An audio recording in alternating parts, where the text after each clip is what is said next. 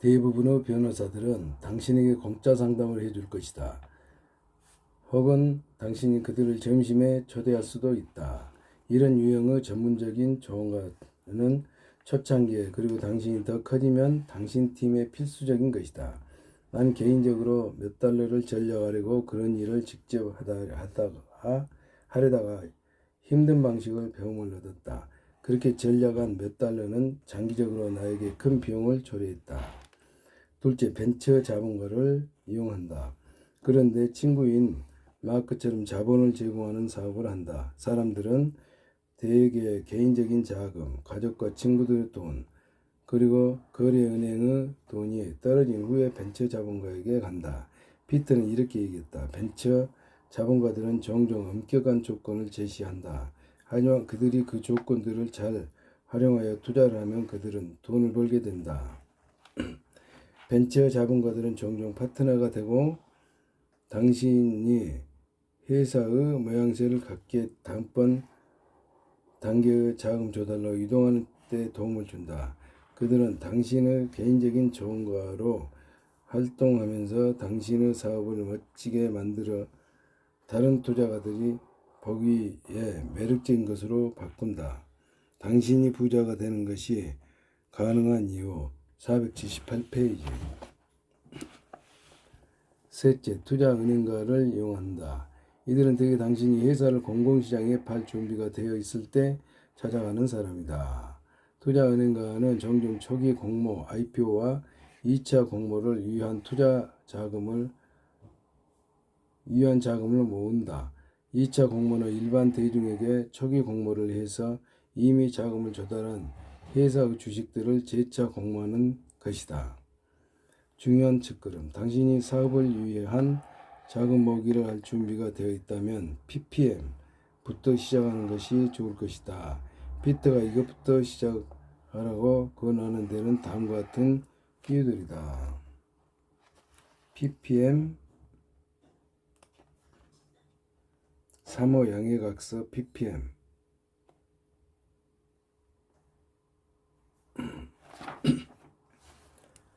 첫째, 당신은 이 분야를 전문으로 다루는 기업 변호사들과 만나 얘기하기 시작한다. 그들 몇 사람과 만나 얘기하라. 당신이 그들을 만날 때마다 당신의 교육과 지식 수준은 높아질 것이다. 그들에게 그들이 성공뿐 아니라 실패에 대해서도 물어보라. 당신은 당신이 할 수 있는 다양한 자금 조달 방식과 그것을 법적으로 구조화하는 방법에 대해 배우기 시작한다. 다시 말해, 모든 자금 조달 방식이 똑같은 것은 아니다. 다양한 방식들이 다양한 욕구들을 충족시키기 위해 만들어졌다. 당신은 당신의 사업에 가치를 부여하기 시작하며 당신이 사업을 팔 때 원하는 조건들을 개발하기 시작한다. 당신이 부자가 되는 것이 가능한 이유 479페이지. 넷째, 당신은 자금을 모으는 기술과 방법을 연습하기 시작할 뿐 아니라 잠재적인 투자가들에게 공식적으로 얘기하기 시작한다. 피터는 이런 조언을 제시한다. 나는 사람들이 최선을 다해 투자 제안을 하고 막판에 결실을 거두어 못하는 것을 보곤 한다. 창업가가 해야 할 일은 무엇보다 결실을 거두는 법을 배우는 것이다. 자신이 그렇게 할 수 없을 때는 그렇게 할 수 있는 파트너를 구해야 한다. 피터는 또 부자 아버지와 같은 얘기를 했다. 이 분야에서 사업을 하려면 파는 법을 배워야 한다. 팔기는 우리가 배울 수 있고 계속해서 개선할 수 있는 가장 중요한 기술이다. 자본을 모으는 것은 다양한 장중들에게 다양한 제품을 파는 것이다. 사람들이 경제적으로 성공하지 못하는 주된 이유는 팔지 못하기 때문이다. 그들이 팔지 못하는 이유는 자신감이 부족하고 거절을 두려워하고 주문을 요구하지 못하기 때문이다.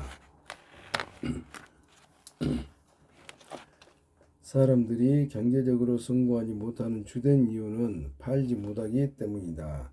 그들이 팔지 못하는 이유는 자신감이 부족하고 거절을 두려워하고 주문을 요구하지 못하기 때문이다.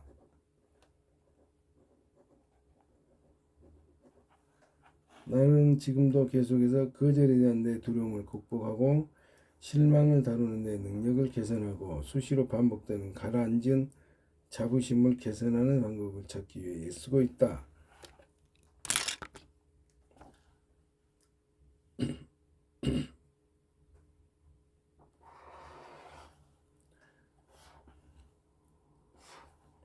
나는 삶에서 그런 장애들을 다루는데 내 능력과 내 자산 사이에 직접적인 상관이 있음을 발견했다. 다시 말해 그런 장애들이 압도적일 때 내 수입이 떨어진다.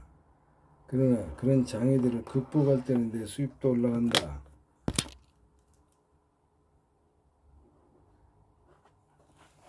당신은 다음번 부자인가?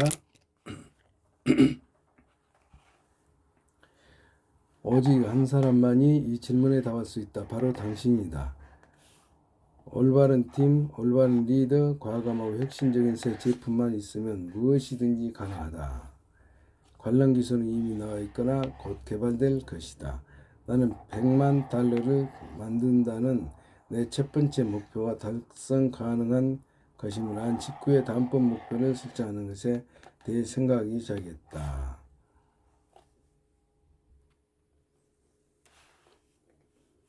나는 100만 달러, 13억 4,687만 원을 만든다는 내 첫 번째 목표가 달성 가능한 것임을 안 직후에 다음번 목표를 설정하는 것에 대해 생각하기 시작했다. 나는 아주 비슷한 방식으로 일을 계속한다면 1,000만 달러를 만드는 것도 가능함을 알고 있었다.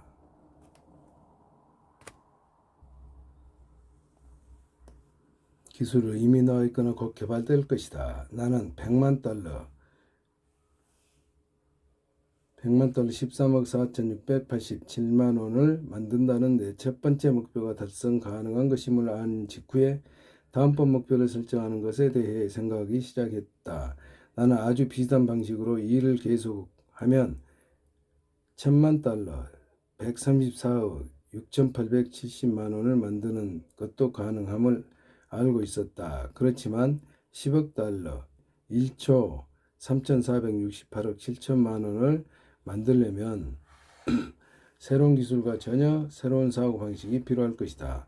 그래서 나는 나 자신에 대한 의심과 계속 싸우면서도 그런 목표를 설정했다. 나는 일단 과감하게 그런 목표를 설정한 후에 남들은 그것을 어떻게 달성했는지 배우기 시작했다. 그런 목표를 세우지 않았다면 나는 그것을 가능하다고 생각하지 않았을 것이다.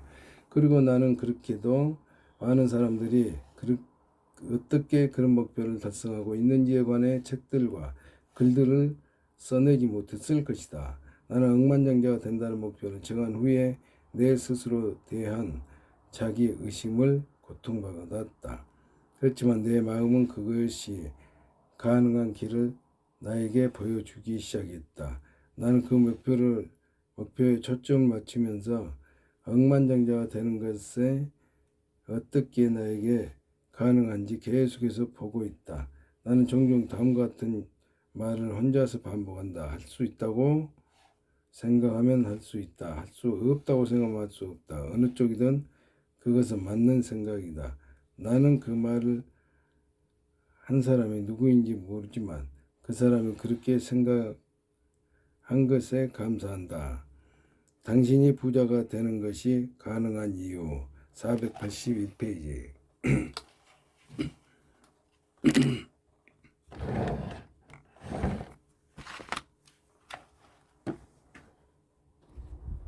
억만장자가 되는 것이 가능한 이유. 나는 일단 억만장자가 된다는 목표를 정한 후에 이제는 그 어느 때보다 더 쉽게 억만장자가 될 수 있는 이유들을 찾기 시작했다. 그 이유는 다음과 같다. 첫째, 대부분의 우리는 전화 회선만 있으면 인터넷으로 엄청난 수 고객들에게 접근할 수 있다. 둘째, 인터넷은 인터넷을 넘어 더 많은 사업을 창출하고 있다. 헨리 포드가 자동차의 대량 생산으로 인해 파급 효과로 더 많은 사업을 만들었듯이 인터넷은 그 효과를 확대시킬 것이다. 인터넷은 60억 명의 우리가 각각 헨리 포드나 빌 게이츠가 되는 것을 가능하게 만든다. 셋째, 과거에는 부자들과 힘 있는 사람들이 미디어를 통제했다. 하지만 신기술 변화로 인해 인터넷은 각각의 우리가 우리 자신의 미디어를 소유하는 힘을 갖게 한다. 넷째, 새로운 발명들이 더 새로운 발명들을 낳는다. 새로운 첨단 기술의 폭발은 우리 삶의 다른 분야를 더 좋게 만든 것이다. 각각의 새로운 첨단 기술 변화는 더 많은 사람들이 새롭고 혁신적인 제품을 더 많이 만들도록 허용한 것이다. 다섯째, 더 많은 사람들이 더 번창하게 되면서 그들은 점점 더 많은 돈을 새로운 기업들에 투자하고 싶어 할 것이다. 당신이 부자가 되는 것이 가능한 이유 482페이지. 비단 새로운 사업을 돕기 위해서뿐만 아니라 그 수익을 공유하기 위해서이다. 오늘날 대부분의 사람들은 말 그대로 매년 수백 달러 돈이 투자할 만한 새롭고 혁신적인 기업들을 찾는다는 현실을 제대로 파악하지 못한다. 여섯째, 새로운 제품이 반드시 첨단 기술일 필요는 없다. 스타벅스는 단지 커피만을 팔아 수많은 사람들을 부자로 만들었고, 맥도날드는 단지 햄버거와 감자튀김만으로 부동산의 가장 큰 보유자가 되었다. 일곱째, 핵심 단어는 단명하는 일이다. 내가 볼 때 이 단어는 부자는 엄청난 부자가 되고자 하는 모든 사람들에게 가장 중요한 단어이다. 그 말의 사전적 의미는 겨우 하루 만에 지속되거나 아주 짧은 시간 만에 지속된다는 뜻이다. 내 교사 가운데 한 사람인 버민스터 폴러 박사는 종종 단명화라는 단어를 사용한다. 내가 볼 때 그분이 사용하는 그 단어의 맥락은 다음과 같은 것이다. 그렇게도 짧은 시간에 그렇게도 많은 것을 할 수 있는 능력. 더 일반적인 단어는 지렛대 효과, 레버리지, 즉 극히 적은 것으로 많은 것을 하는 능력이다. 폴러 박사는 인간들이 점점 더 적게 사용해 점점 더 많은 사람들에게 점점 더 많은 재산을 제공할 수 있다고 얘기한다. 다시 말해 그 모든 새로운 기술력 발명, 정말 아주 적은 원자재만을 사용하는 발명으로 각각의 우리는 이제 아주 적은 시간과 노력만으로 아주 많은 돈을 만들 수 있다. 당신이 부자가 되는 것이 가능한 이유 483페이지. 제41장 부자들이 파산하는 이유. 부자들도 파산하는가? 그 이유는 가난한 사람들이 여전히 가난하고 중산층이 경제적으로 계속 고생하는 이유와 같다. 가난한 사람 그리고 중산층 사람들이 빈털터리가 되는 이유는 그들이 지출을 통제하지 못하기 때문이다. 그들은 지출을 이용해 부자가 되지 못하고 대신에 지출을 이용해 가난해진다. 많은 사람들이 이렇게 말하는 걸 듣는다. 내가 많은 돈을 벌면 돈 때문에 고생하는 일은 끝날 것이다. 이 말은 사실이 아니다. 실제로 그들은 새로운 돈 문제들이 막 시작되고 있는 것이다. 그렇게도 많은 신흥부자들이 갑자기 빈털터리가 되는 한 가지 이유는 그들이 과거 돈 습관을 사용해 새로운 돈 문제를 이야기시키기 때문이다.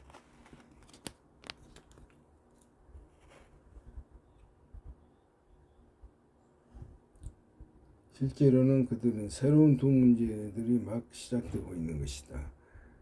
이렇게도 많은 신흥부자가 갑자기 빈털터리가 되는 한 가지 이유. 그들이 과거 돈 습관을 사용해 문제들을 야기시키기 때문이다.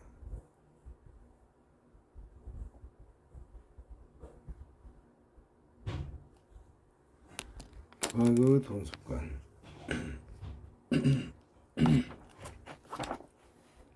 1977년에 나는 내 첫 번째 큰 사업을 시작했다. 그러니까 나일론 지갑 사업이다. 내가 앞에서도 얘기했듯이 그렇게 만들어진 자산은 그렇게 만드는 사람들보다 더 컸다. 그로부터 몇 년 후에는 나는 빠르게 자라는 또 다른 자산을 만들었다. 그리고 이번에도 그 자산을 그것을 만든 사람들보다 더 컸다. 부자들이 파산하는 이유 484페이지. 나는 다시 그 자산을 잃었다. 나는 세 번째 사업을 하고 나서야 부자버지가 나에게 배우도록 안내했던 것을 배울 수 있었다. 내 가난한 아버지는 내 금융적 부침을 보고 경악했다. 그분은 사랑의 아버지였지만 내가 한때는 세상 꼭대기에 있다가 다음에는 도랑 속에 있는 것을 보고 마음이 아파했다. 하지만 부자 아버지는 그런 나를 보고 오히려 기뻐했다. 그분은 내가 만든 두 번의 큰 자산과 재앙을 보고 나서 이렇게 얘기했다. 대부분의 백만장자들은 세 개의 회사를 잃고 나서야 크게 이긴다. 그런데 너는 두 회사밖에 잃지 않았다. 일반 사람은 어떤 사람도 사업도 잃은 적이 없으며 그렇기 때문에 10% 사람들이 90%의 돈을 통제하는 것이다.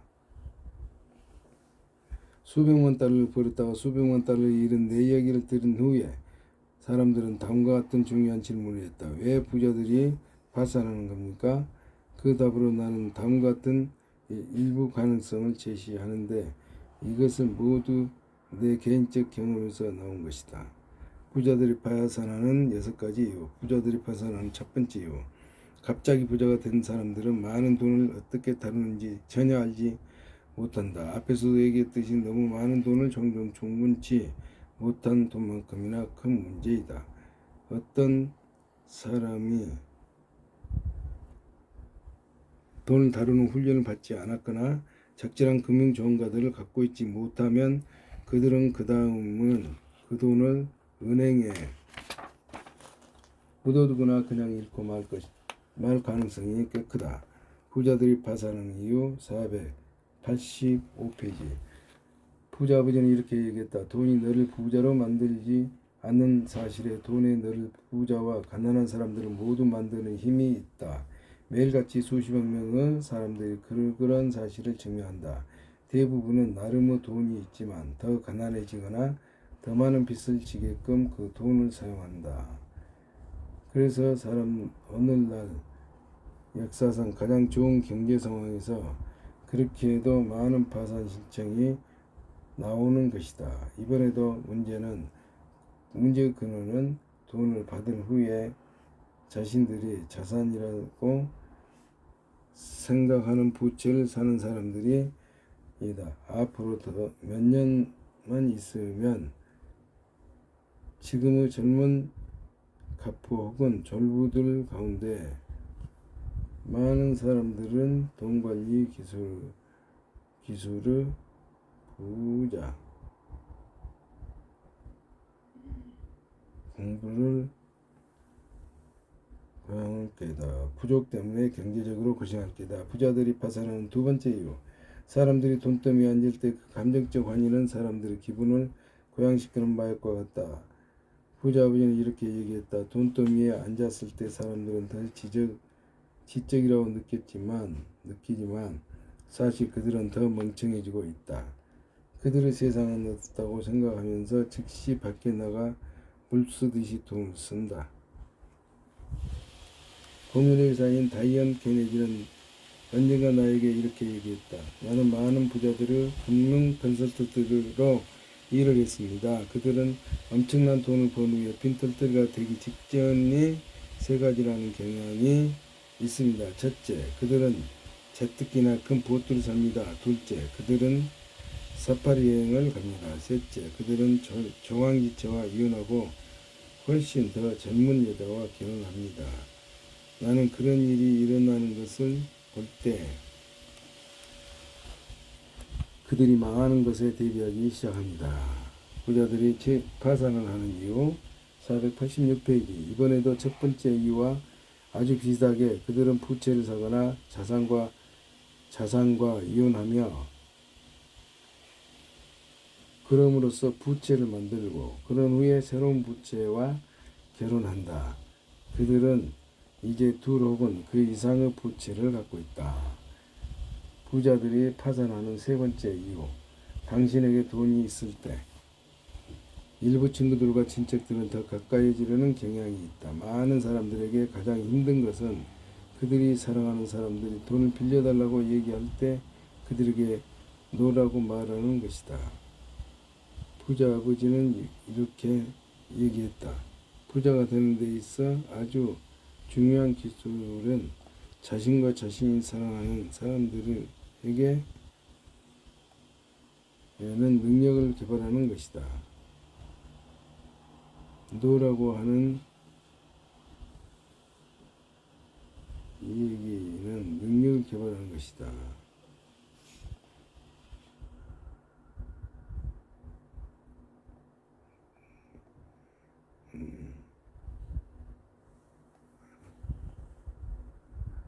중요한 기술은 자신과 자신이 사랑하는 사람들에게 노라고 얘기하는 능력을 개발하는 것이다. 돈더미에 앉아 보트와 큰 집을 사기 시작하는 사람들은 자신에게 노라고 말할 수 없으며 가족들에게는 더더욱 그럴 수 없다. 그들은 결국 더 많은 빚을 지게 되는데 그 이유는 갑자기 많은 돈을 갖게 됐기 때문이다. 당신에게 돈이 있으면 사람들은 당신에게 돈을 빌리려 할 뿐 아니라 은행은 당신에게 더 많은 돈을 빌려주려 한다. 그렇기 때문에 사람들은 이렇게 얘기한다. 은행은 우리에게 돈이 필요하지 않을 때 돈 빌려준다. 상황이 잘못되면 당신이 친구들과 친척들에 빌려준 돈을 회수하는데 어려움을 겪을 수 있다. 은행도 당신들에게 돈을 회수하는데 어려움을 겪게 된다. 부자들이 파산한 이유 487페이지 부자들이 파산한 네 번째 이유 갑자기 돈이 생긴 사람은 돈은 있지만 교육과 경험이 없는 투자가가 된다. 갑자기 돈이 생긴 사람들은 돈은 있지만 교육과 경험이 없는 투자가가 된다. 이번에도 부자 아버지의 말을 경청할 필요가 있다. 즉 사람들은 갑자기 돈이 생길 때 자신들의 금융 IQ도 높아졌다고 생각하지만 사실 그때의 금융 IQ는 낮아진 것이다. 어떤 사람에게 갑자기 많은 돈이 생기게 되면 그 사람은 주식 중개인, 부동산 중개인, 그리고 투자 중개인들로부터 전화를 받기 시작한다. 하지만 사실 그들이 당신에게 돈을 벌어주는 경우는 그렇게 많지 않다.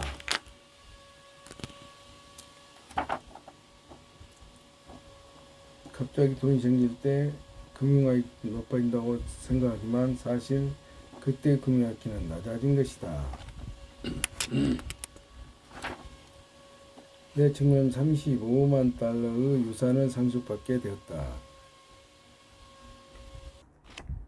내 친구는 35만 달러의 유산을 상속받게 되었다. 그런데도 6개월도 못 돼 그 모든 돈을 주식시장에서 잃고 말았다. 그 돈은 시장에서 빼앗긴 것이 아니라 돈이 자신을 더 자직적으로 만들었다가 생각한 졸부를 중개인이 속였기 때문이다.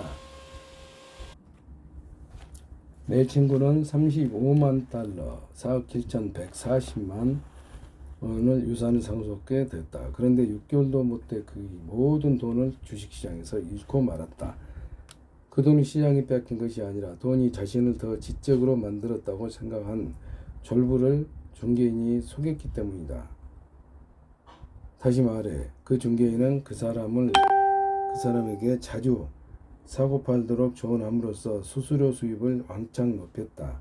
이런 일은 좋지 않은 것이고 증권사들은 자기 회사의 중개인들을 그런 일을 하는 것을 발견하면 중징계를 내린다. 하지만 그래도 그런 일은 일어난다. 이 책에서 서두에서 얘기했듯이 당신이 인정받는 투자가 즉 그냥 돈 있는 사람의 자격 요건을 충족한다고 해서 투자에 관해 무엇인가를 안다는 뜻은 아니다. 지금은 과열된 주식시장에서 많은 회사들이 개인들만큼이나 어리석게 투자를 한다. 그렇게 많은 돈이 시장에 있기 때문에 많은 회사들은 다른 회사들을 사들여 그것이 자산이 되기를 바란다. 그래서 이것은 종종 M&A 그러니까 합병 인수라고 불린다. 인수합병이라고 부른다. 부자들이 파산하는 이유 488페이지. 문제는 이렇게 인수한 많은 회사들이 부채가 될 수 있다는 것이다. 작은 회사를 사들인 큰 회사는 종종 재정상 공경에 처하곤 한다. 부자들이 파산하는 다섯 번째 이유. 돈을 잃는다는 두려움이 증가한다. 많은 경우에 돈에 대해 가난한 사람의 관점에 갖는 사람은 가난해진다는 두려움 속에서 살아왔다. 그래서 갑자기 큰돈을 만지게 되면 가난해진다는 두려움을 줄이지 않고 오히려 증가한다. 심리학자인 내 친구는 직업적인 초단타 매매자들에게 이렇게 얘기한다. 우리는 우리가 두려워한 것을 얻는다. 그렇기 때문에 그렇게도 많은 직업적 투자가들은 자신들의 팀에 심리학자를 참여시킨다. 적어도 나는 그래서 심리학자를 팀에 참여시키고 있다. 나 역시 다른 모든 사람들처럼 두려움을 갖고 있다. 앞에서도 얘기했듯이 투자 시장을 통하지 않고도 돈을 잃은 많은 길이 있다. 부자들은 파산하는 여섯 번째 이유. 이런 사람들은 좋은 병과 나쁜 병의 차이를 알지 못한다. 나는 회계사나 세금 전문가가 이렇게 얘기하는 전화를 받고 난다. 당신은 또 하나의 부동산을 사야 합니다. 다시 말해 나에게 돈이 너무 많이 버는 문제가 있으면 따라서 나는 부동산 같은 것에 더 많은 돈을 투자할 필요가 있다. 왜냐하면 내 은퇴 계획은 그 이상의 돈을 받아들일 수 없기 때문이다. 부자들이 더 부자가 되는 한 가지 이유는 그들이 세법을 활용해 더 많은 투자들을 사기 때문이다. 요컨대 세금으로 납부했을 때 돈을 사용해 추가로 자산을 사며 그 자산은 소득공제를 사용해서 합법적으로 세금을 줄여준다. 부자들이 파산하는 이유 489페이지. 앞에서 소개했던 그 사면체에는 나에게 있어서 재산을 창출하고 그렇게 창출한 재산을 유지 및 증대시키는 가장 중요한 그림들 가운데 하나이다. 난 그 그림을 사람들에게 보여줄 때 왜 지출이 그 구조의 일부냐를 질문을 받는다. 그 이유는 우리가 얼마의 돈을 벌건 지출을 통해 더 부자가 되거나 더 가난해지기 때문이다. 지출을 통해 더 부자가 되거나 더 가난해지기 때문이다. 부자 아버지는 이렇게 얘기했다. 어떤 사람이 돈을 앞으로 더 부자가 될지 더 가난해질지 알고 싶다면 그들의 금융상의 지출 내용을 보면 된다. 그들의 금융상의 지출 내용을 보면 된다. 금융상의 지출 내용을 보면 된다. 가난해질지 알고 싶다면 부자가 될지 더 가난해질지 알고 싶다면 그들의 금융상의 지출 내용을 보면 된다. 지출은 부자 아버지에게 아주 중요한 것이었다. 그분은 이렇게 얘기했다. 너를 부자로 만드는 지출이 있고 가난한 사람으로 만드는 지출이 있다. 영양사업가와 투자가는 그들이 어떤 종류의 지출을 하고 원하고 그런 지출을 어떻게 통제하는지 알고 있다. 지출을 통제하는 기술. 지출을 어떻게 통제하는지 알고 있다. 너를 부자로 만드는 지출이 가난한 사람으로 만드는 지출이 있다. 내가 자산을 만드는 주된 이유는 나의 좋은 지출을 늘릴 수 있기 때문이다. 좋은 지출을 늘릴 수 있기 때문. 내가 자산을 만드는 주된 이유는 나의 좋은 지출 늘리는. 부자 아버지는 어느 날 나에게 그런 얘기를 했다. 일반 사람은 주로 나쁜 지출을 갖고 있다. 좋은 지출과 나쁜 지출의 이런 차이는 부자 아버지가 자산을 만드는 가장 중요한 이유들 가운데 하나였다. 그분이 그렇게 한 이유는 그렇게 만든 자산으로 다른 자산을 살 수 있기 때문이었다. 그분은 내가 어렸을 때 해변을 거니며 그분이 막 구입했던 아주 비싼 부동산을 보고 있을 때 이렇게 얘기했다. 나도 이 땅을 살 수가 없다. 하지만 내 사업은 이 땅을 살 수가 있다. 당신은 사업가들이 속한 비즈니스 오너 사변문 의 가용한 세법들을 이해한다. 부자들이 파산하는 이유 490페이지. 이해한다면 부자들이 더 부자가 되는 한 가지 이유는 세법들이 다른 어떤 사업보다 비사업면의 사람들에게 세전 수입을 갖고 다른 자산들을 만들거나 사도록 허용하기 때문임을 알게 될 것이다. 부자들이 더 부자가 된 이유는 세법들이 다른 사람보다 비사업면 사람들의 세전 수입을 갖고 다른 자산을 만들거나 사도록 허용하기 때문임을 테토.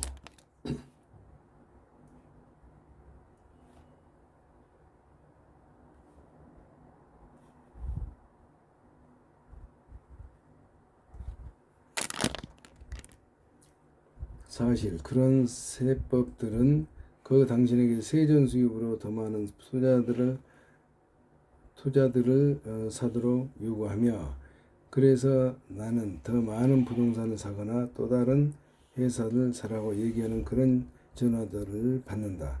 반면에 봉급생활자들이 속한 이 사업면의 사람들은 종종 세후 수입을 갖고 다른 자산들을 만들거나 구입한다.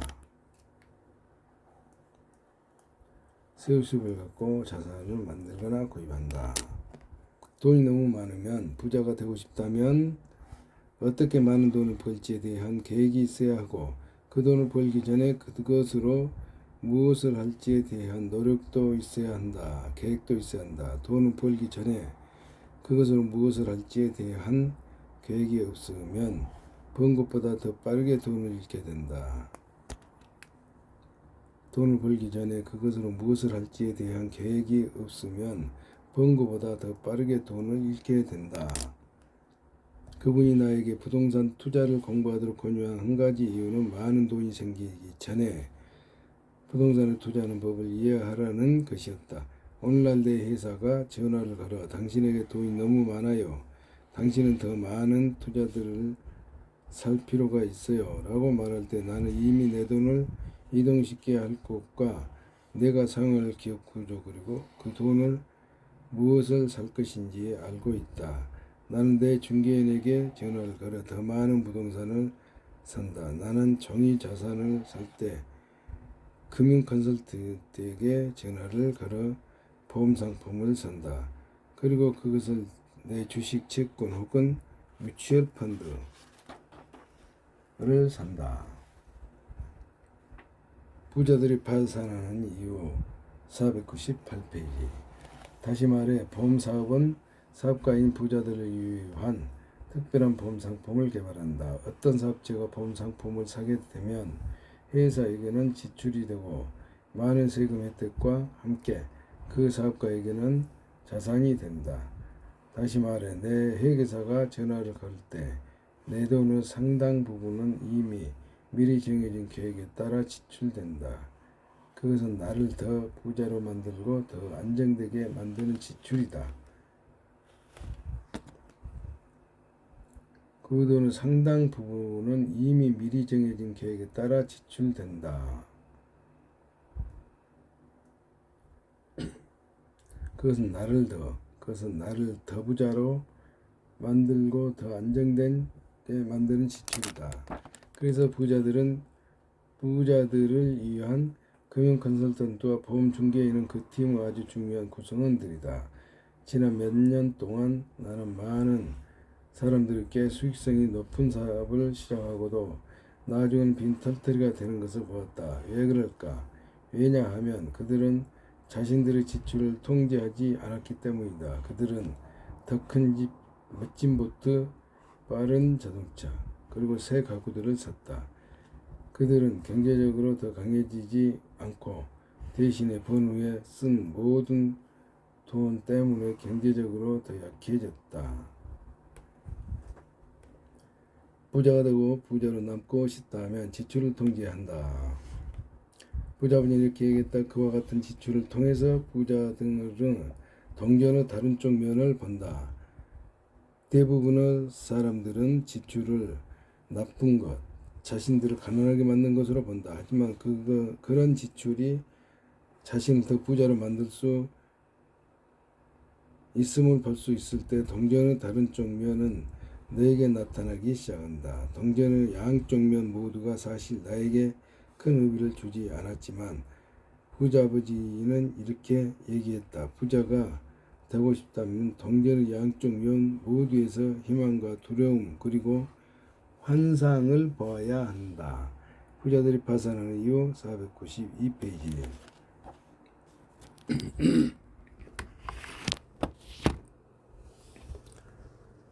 부자 아버지는 나에게 이렇게 얘기했다. 나에게 부자가 되려는 계획이 있었고 세법과 회사법을 이해하게 되면서 나는 내 자산 부분을 사용해 부자가 될 수 있었다. 일반 사람들은 지출 부분을 사용해 가난해진다.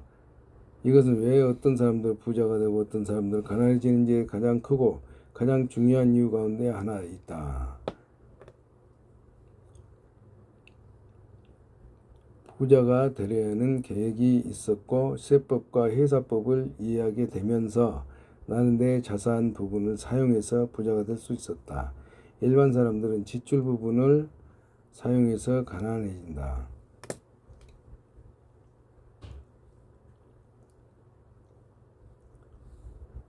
부자가 되고 부자로 남고 싶다면 지출을 통제해야 한다. 지출을 통제해야 한다. 당신은 이 말을 이해할 때 왜 부자 아버지가 낮은 소득과 높은 지출을 원했는지 이해하게 된다.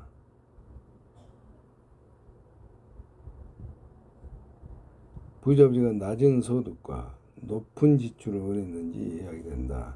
이것은 그분이 생각하는 부자가 되는 방식이었다. 그분은 이렇게 얘기했다. 대부분의 사람들이 결국에는 돈을 잃고 빈털터리가 되는 이유는 그들이 계속해서 가난한 사람처럼 생각하고 가난한 사람들은 높은 소득과 적은 지출을 원하기 때문이다. 내가 머릿속에 이런 전환을 하지 않는다면 늘 돈을 잃는다. 두려움 속에서 살면서 안뜰하게만 살려고 한다.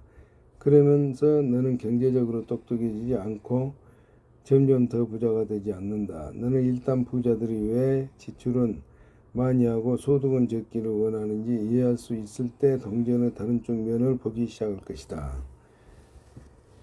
돈이 너무 적은 세상, 돈이 너무 많은 세상. 이 마지막 단락은 이 책에서 가장 중요한 단락 가운데 하나이다.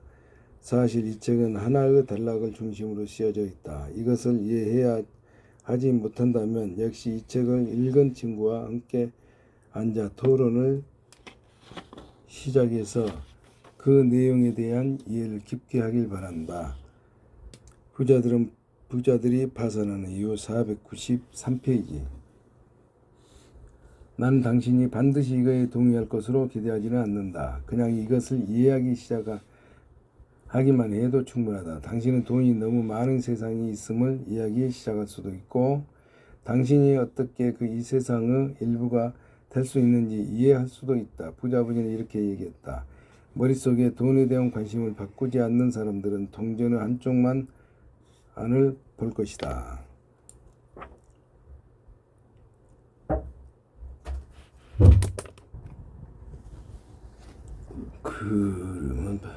즉 그들이 돈이 충분치 않는 세상만을 보게 될 것이다. 당신이 어떻게 세상의 일부가 될 수 있는지 이해할 수도 있다. 부자 아버지는 이렇게 얘기했다. 머릿속에서 돈에 대한 관점을 바꾸지 않으면 사람들은 동전의 한쪽 면만을 볼 것이다.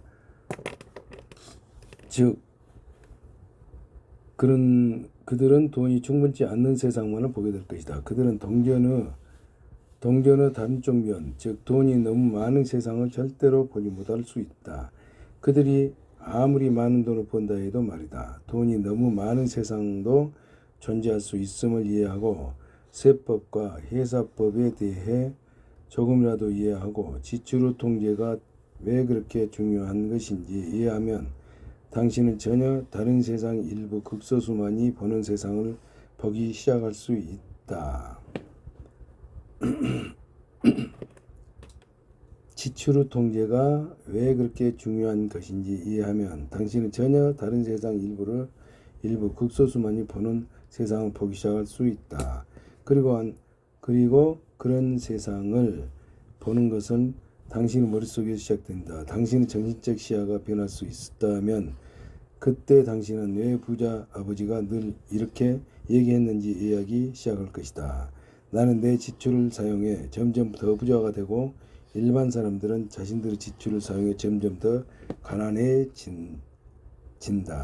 나는 내 지출을 사용해서 점점 더 부자가 되고 일반 사람들은 지출을 사용해 점점 더 가난해진다. 소득은 적고 지출은 많은 것이 어떻게 좋을 수 있을까? 그래서 부자 아버지는 이렇게 얘기했다. 돈은 아이디어에 불과하다. 그리고 그 마지막 몇몇 단락에 일부 아주 중요한 아이디어들이 담겨져 있다. 낮은 소득과 높은 지출이 왜 좋은지 충분히 이해한다면 앞으로 나아가라. 부자들을 파산하는 이유 494페이지. 낮은 소득과 높은 소득이 왜 좋은지 충분히 이해한다면 앞으로 나가라. 그렇지 않다면 역시 이 책을 읽은 누군가와 이 점에 대해 잠시 의논하라. 이 아이디어는 이 책의 중요한 요점이다. 그것은 또 왜 많은 부자들이 빈털터리가 되는지 설명한다. 따라서 최선을 다해 이 점을 이해하기 바란다. 왜냐하면 창조적인 이 되고 자산을 만들고 많은 돈을 버는 것이 별 의미가 없기 때문이다. 결국에는 그 모든 것을 잃게 된다. 내가 그 90대 10 원칙을 연구하면서 발견한 한 가지는 10%를 버는 90% 사람들은 높은 소득과 낮은 지출을 원하는 사람들이다. 그래서 그들은 아직도 그 자리에 머물고 있다.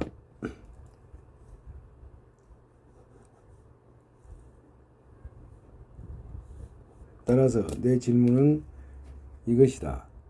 낮은 소득과 높은 지출이 어떻게 당신을 부자로 만들 수 있을까? 그리고 그 답은 능숙한 투자가가 세법과 회사법을 활용해 그런 지출을 다시 소득 부분으로 돌리는 방식에서 발견된다.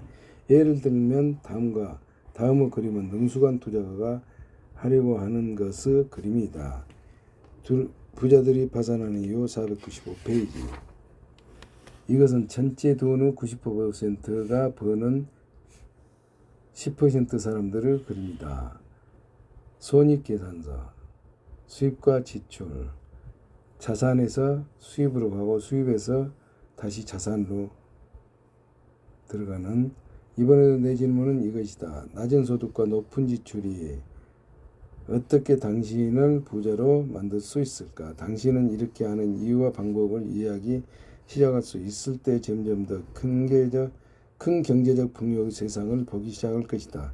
앞의 그림을 다음 그림과 비교하라. 이것은 전체 돈의 10%를 버는 90% 사람들을 그립니다. 이것은 세상 사람들 가운데 대부분의 그 모습이다. 다시 말해 돈은 지출 부분으로 들어왔다가 그곳에서 나간 후 다시는 돌아오지 않는다. 다시 안 들어온다. 이건 세상 사람들의 대부분 모습이다. 다시 말해 돈은 지출 부분으로 들어왔다가 그곳에서 나간 후 다시는 돌아오지 않는다. 그래서 그렇게도 많은 사람들이 돈을 모으고 저축하고 알뜰하게 살고 지출을 줄이려고 애를 쓴다. 이 그림은 또 다음과 같이 힘주어 말하는 사람의 모습이다. 내 집은 자산이다. 돈이 지출 부분에서 나가 적어도 당장에는 돌아오지 않음에도 불구하고 말이다. 혹은 이렇게 말하라. 이 그림은 또 다음과 같은 힘을 주어 말하는 사람들의 모습이기도 하다. 내 집은 자산이다. 돈이 지출 부분에서 나가 적어도 당장에 돌아오지 않을 때도 불구하고 말이다. 혹은 이렇게 하는 사람들의 그림도 된다. 나는 매달 돈을 잃고 있지만 정부는 나에게 돈을 잃은 데 대해 세금 혜택을 준다. 그들은 그렇게 말하면서 다음과 같은 말하지 않는다. 나는 내 투자에 에서 돈을 벌고 있고 정부는 나에게 돈을 버는 데 세금 혜택을 준다. 부자들이 파산하는 이유 497페이지. 부자 아버지는 이렇게 말했다. 네가 가질 수 있는 가장 중요한 통계사항 중 하나는 다음 질문에서 발견된다. 지출 부분에서 나가는 돈은 몇 %가 같은 달에 수입 부분으로 돌아오게 되는가? 지출 부분에서 나가는 돈은 몇 %가 같은 달에 수입 부분으로 돌아오게 되는가? 함께 그 주제에 대해 여러 차례 얘기했다. 나는 그분의 관점을 이해함으로써 대부분의 사람들이 보지 못하는 전혀 다른 세상을 보았다. 나는 점점 더 늘어난 재산을 볼 수 있었다. 점점 더 늘어난 재산을 볼 수 있었다. 이것은 열심히 일하고 많은 돈을 벌고 지출을 계속해서 줄이는 사람들과는 다른 경험이었다. 그러므로 자신에게 그와 똑같은 질문을 해보라. 지출 부분에서 나가는 돈은 몇 %가 같은 달에 수입으로 돌아오게 되는가? 이렇게 하는 방법을 이해하면 점점 더 늘어난 재산을 볼 수 있고 또 만들 수도 있을 것이다. 이 아이디어를 이해하는데 어려움을 겪는다면 누군가 다른 사람을 찾아 그것을 어떻게 할 수 있는지 의논하라. 지출 부분에서 나간 돈이 달의 수입 부분으로 들어오게 되는가? 같은 달에 늘어난 재산을 볼 수 있다. 이 아이디어를 이해하는데 어려움을 겪는다면 누군가 다른 사람을 찾아 그것을 어떻게 할 수 있는지 의논하라.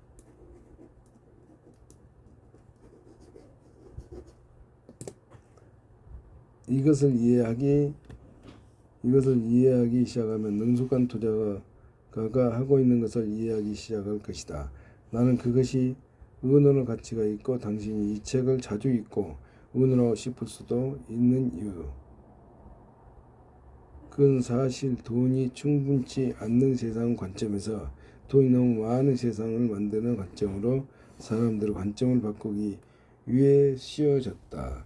사업체를 만드는 이유는 그 사업이 자주 사주는 자산이기 때문이다.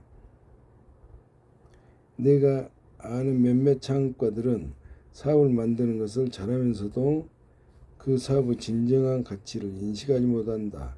이런 현상이 일어나는 이유는 사업체는 단지 팔기 위해서 만드는 것이라는 일반적인 아이디어가 널리 퍼져 있기 때문이다.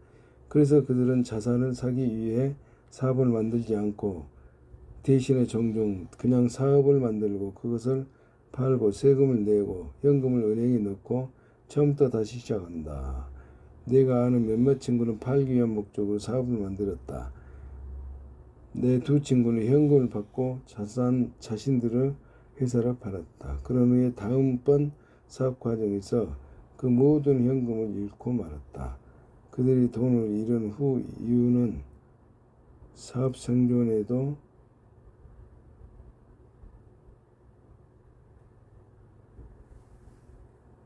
90대 10 원칙이 여전히 유효하기 때문이다. 그들 두 사람은 봉급생활자들이 속한 이 사분면의 사람들로 사업가들이 속한 비사분면의 사업을 만들었다. 그런 후에 그들은 그 사업은 비사분면의 사람들에게 팔았다. 구매자들은 그 비사분면 사업 소문 가치를 인식했다. 그래서 사업을 판 친구들은 수백만 달러를 모았음에도 결국 빈털터리가 되었다. 그들이 판 사업들은 새로운 주인들을 한층 더 부자로 만들었다. 능숙한 투자가와 사업가는 가능한 한 오랫동안 사업을 유지하고 그것이 가능한 한 많은 안정적 자산들을 얻게 하고 그런 후에 가능한 적은 세금만 내면 사업을 처분하고 그러면서 가능한 많은 자산을 유지하려 애쓸 것이다. 부자 아버지는 이렇게 얘기했다. 내가 사업을 만드는 주된 이유는 그 사업이 나에게 사주는 자산 때문이다. 많은 창업가들의 경우 그들이 만드는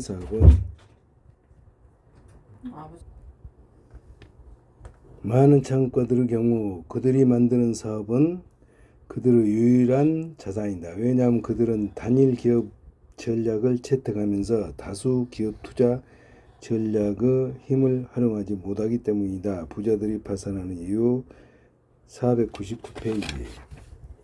부자는 쓰레기를 현금으로 만들 줄 안다. 비활성소득, 부동산 자산, 사업소득, 투자소득, 종이자산, 지출. 따라서 그렇기 때문에 지출을 당신이 얼마를 벌건 자산이나 부채가 될 수 있다. 전체 90% 사람들이 10% 돈만을 갖고 있는 한 가지 이유는 그들이 번 돈을 어떻게 써야 하는지 모르기 때문이다. 그들이 번 돈을 어떻게 써야 하는지 모르기 때문이다. 부자 아버지는 이렇게 얘기했다. 부자는 쓰레기를 현금으로 바꿀 줄 안다. 하지만 나머지 사람들은 현금을 쓰레기로만 바꾼다. 부자는 쓰레기를 현금으로 바꾸고 하지만 나머지 사람들은 현금을 쓰레기로 바꾼다. 그러면 다음과 같은 질문의 답이 무엇인가? 왜 부자들은 파산하는가? 그 이유는 가난한 사람들이 여전히 가난하고 중산층이 경제적으로 계속 고생하는 이유와 같다. 부자, 가난한 사람 그리고 중산층 사람들이 빈털터리가 되는 이유는 그들이 지출을 통제하지 못하기 때문이다. 나머지 사람들 부자, 나머지 사람들 그들이 지출을 통제하지 못하기 때문이다. 빈털터리가 되는 이유는 그들은 지출을 이용해 부자가 되지 못하고 대신에 지출을 이용해 가난해진다. 그들은 지출을 이용해 부자가 되지 못하고 대신에 지출을 이용해 가난해진다.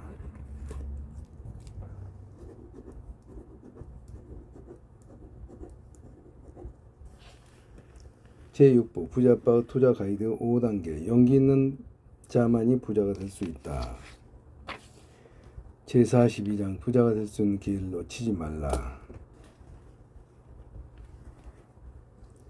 이제는 돈이 없도록 돈을 벌 수가 있다. 돈이 없어도 돈을 벌 수 있다. 이제는 광대한 토지나 자원이 없어도 부자가 될 수 있다.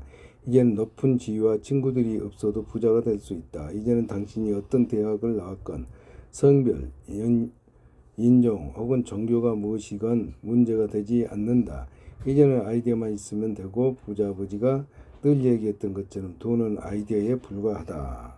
왜 이제는 돈이 없어도 돈을 벌 수 있나? 최근에 나는 투자 강의를 하다가 이런 질문을 받았다. 제가 투자할 만한 인터넷 관련 회사를 좀 추천해 줄 수 있나요? 나는 이렇게 됐다. 왜 다른 사람이 회사에 투자를 합니까? 자신이 직접 인터넷 회사를 차리고 사람들에게 투자하도록 요구하는 게 더 낫지 않을까요? 이책 서두에서 밝혔듯이 자산을 사는 법에 관한 투자 책들은 많이 있다. 이 책은 자산을 살 수 있는 자산을 어떻게 만드는지 배우는 데 관한 책이다. 자산을 살 수 있는 자산을 어떻게 만드는지 배우는 데 관한 책. 왜 다른 사람이 회사를 투자합니까? 회사의 투자를 합니까? 제가 투자할 만한 인터넷 관련 회사를 좀 추천해 주실 수 있나요? 왜 다른 사람의 회사에 투자를 합니까? 자신이 직접 인터넷 회사를 차리고 사람들에게 투자하도록 요구하는 게 더 낫지 않을까요? 부자가 될 수 있는 기회를 놓치지 말라. 503페이지였습니다.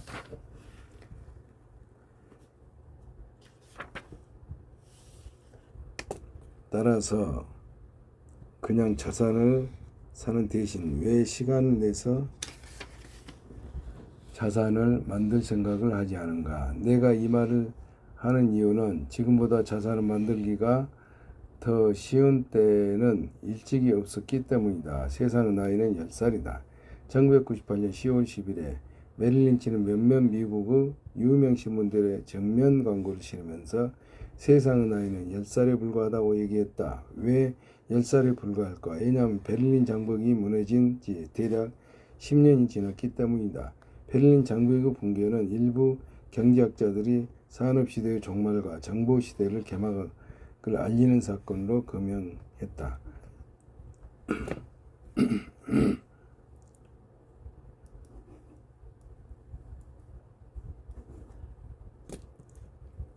정보시대 전까지는 대부분 사람들이 외부에서 투자가 될 수밖에 없었다. 이제 세상의 나이는 불과 10살 남짓이기 때문에 점점 더 많은 사람들이 외부에서 아닌 내부에서 투자할 수 있다.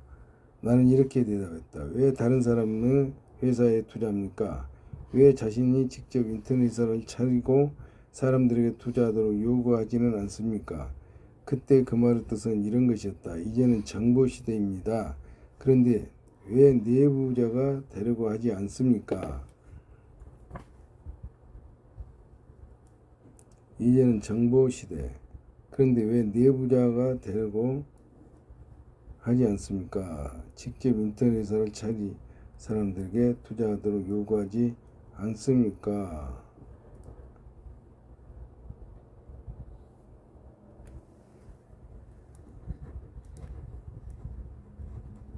농경시대, 산업시대로 그리고 정보시대로.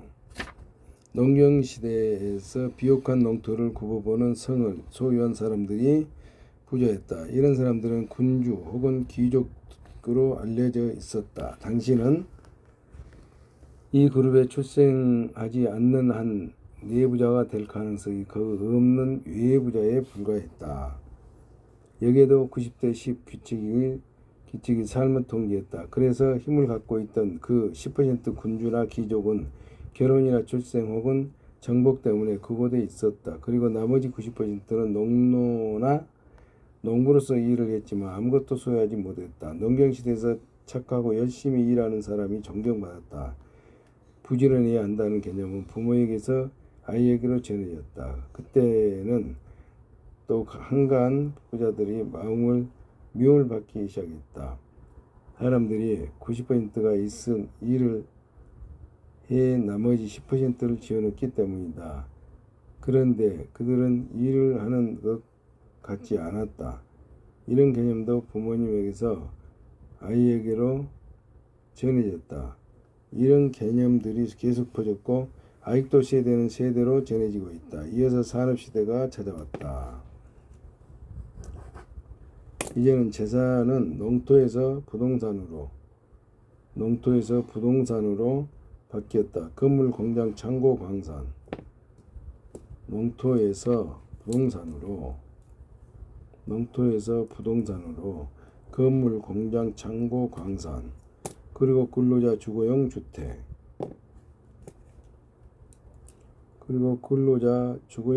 같은 것들이 토지 위에 설치되었다.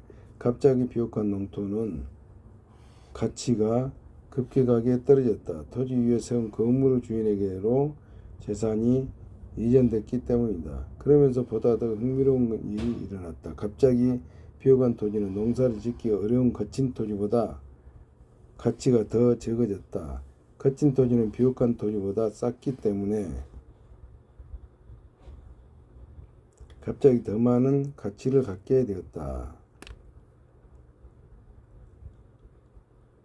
그런 곳에서 또 마첼로 같은 더 높은 건물이나 공장을 지을 수가 있었다. 또 거친 토지는 비옥한 토지보다 쌌기 때문에 갑자기 더 많은 가치를 갖게 되었다. 그 그곳에 또 마천루 같은 더 높은 건물이 공장을 지을 수도 있었다. 그리고 그런 곳에 종종 산업시대의 연료인 석유, 철 그리고 구리 등의 자원이 매칭되어 있었다.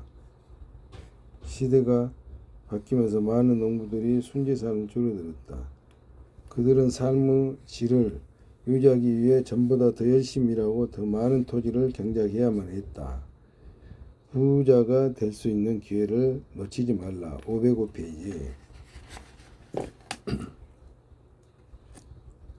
그리고 구리 등의 자원이 매장되어 있었다. 그리고 그런 곳에는 종종 산업의 시대의 연료인 석유철 시대가 바뀌면서 많은 농부들의 순재산이 줄어들었다. 그들의 삶의 질을 유지하기 위해 전보다 더 열심히 일하고 더 많은 토지를 경작해야만 했다. 바로 이와 같은 산업시대의 학교에 가야 좋은 일자리를 얻을 수 있다는 개념이 널리 퍼졌다. 농경시대는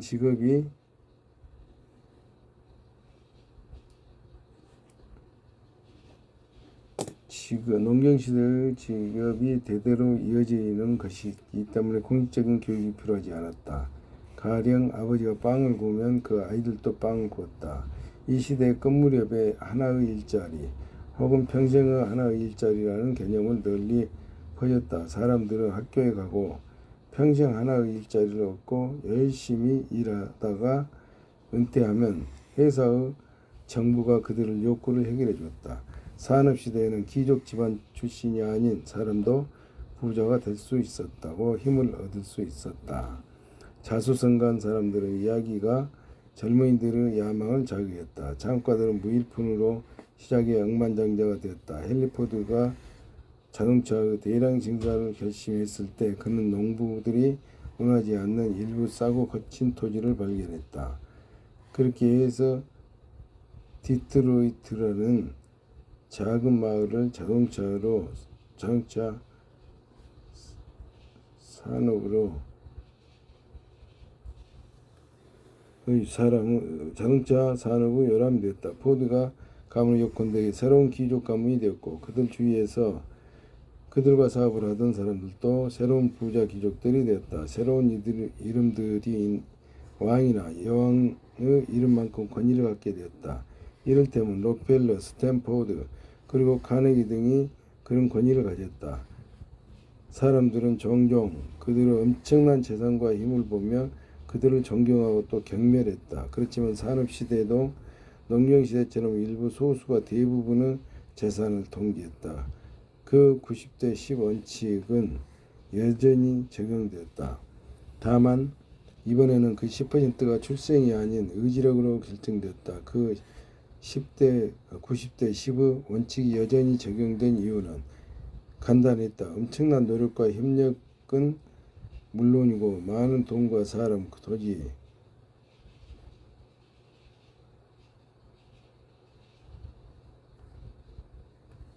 그리고 힘이 있어야만 재산을 만들고 통제할 수 있기 때문이다. 예를 들어 자동차 회사나 석유 회사 혹은 광산 회사를 시작하려면 아직도 상당한 자본과 엄청난 액수 돈 넓은 토지 그리고 잘 교육받고 똑똑한 많은 사람들이 있어야만 한다.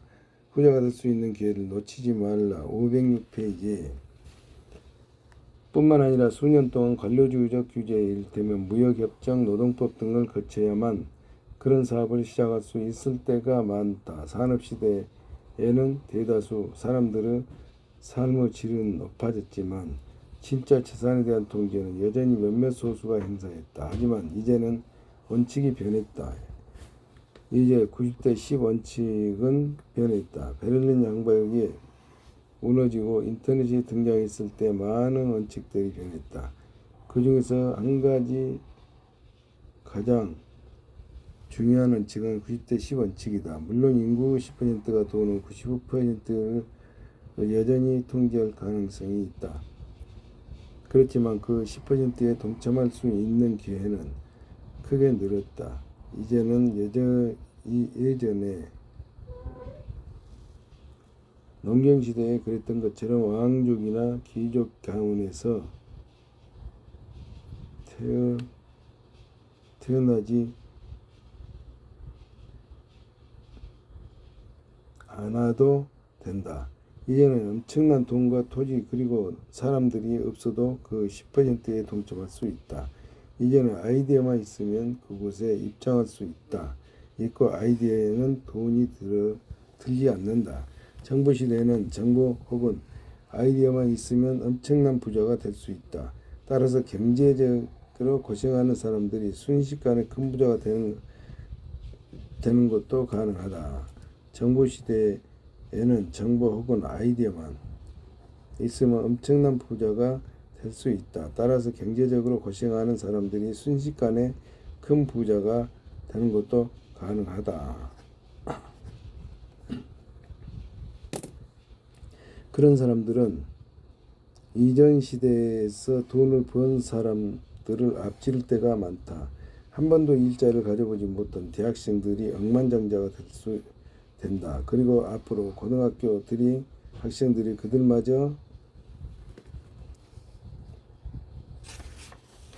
앞지르게 될 것이다. 1990년대 초에 내가 읽었던 어떤 신문 기사는 이렇게 적고 있다. 부자가 될 수 있는 기회를 놓치지 말라. 507페이지. 많은 러시아 사람들은 공산치하에서 자신들의 창성이 억압당한다고 불평했다. 이제 공산주의가 끝난 상황에서 많은 러시아 사람들은 자신들에게 창성이 없었음을 발견하고 있다. 개인적으로 나는 우리에게만 있는 명석한 창의적 아이디어가 있다고 생각한다. 우리는 그런 아이디어를 자산으로 바꿀 수 있다. 우리는 그런 아이디어를 자산으로 바꿀 수 있다. 러시아 사람들의 문제는 전 세계의 많은 사람들이 그러는 것처럼 비즈니스 오너 인버스터 삼각형의 힘을 이해하도록 가르치는 부자 아버지의 안내를 받지 못했다는 것이다. 내가 볼 때 아주 중요한 것은 우리가 더 많은 사람들을 가르쳐 창업가로 만들고 그들의 독특한 아이디어를 사업으로 발전시키도록 하는 것이다. 그렇게 한다면 우리의 번영은 정보 시대의 확대와 함께 늘어날 것이다. 이제 세계 역사상 처음으로 돈에 대한 그 90대 10 원칙은 이상 적용되지 않을 수도 있다. 이제는 돈이 없어도 돈을 벌 수가 있다. 이제는 광대한 토지나 자원이 없어도 부자가 될 수 있다. 이제 세계 역사상 처음으로 돈에 대한 90대 10은 더 이상 적용되지 않을 수 있다. 이제는 돈이 없어도 돈을 벌 수 있다. 이제는 광대한 토지나 자원이 없어도 부자가 될 수 있다. 이제는 높은 지위의 친구들이 없어도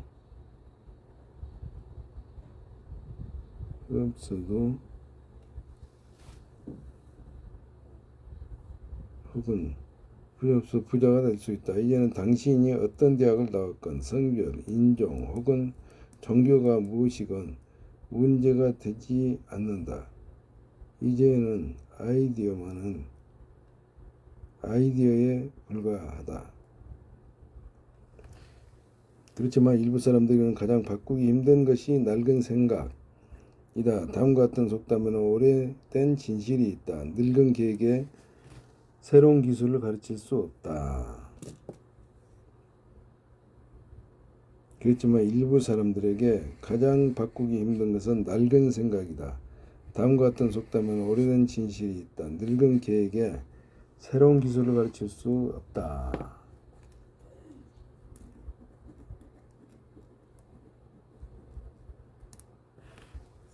내가 볼 때 더 정확한 속담은 이런 것이다. 낡은 생각에 집착한 사람에게 새로운 기술을 가르칠 수 없다. 그들이 젊었건 늙었건 상관없이 말이다.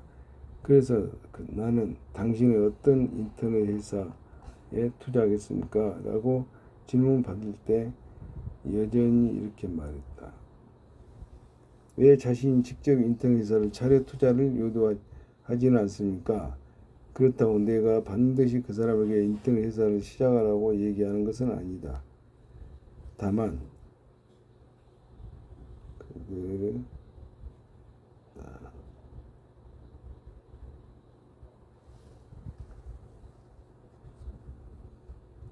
생각해보라. 얘기할 뿐이다. 직접 회사를 시작하는 가능성에 대해 생각해보라. 일단 사람들이 직접 비즈니스 오너 사업면의 사업을 시작하는 아이디어에 대해 생각해보면 그들의 마음은 힘든 일과 육체적인 한계에서 한계가 없는 무한의 재산을 만들 수 있는 가능성으로 이동한다.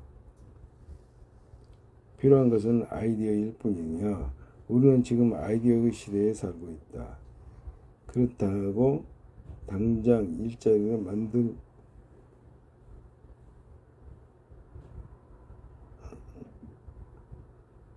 그리고 창업에 나서란 말은 아니다. 다만 나는 지금의 일자리를 유지하면서 시간제로 창업을 고려하라고 얘기하고 싶다. 낡은 생각에 도전하라.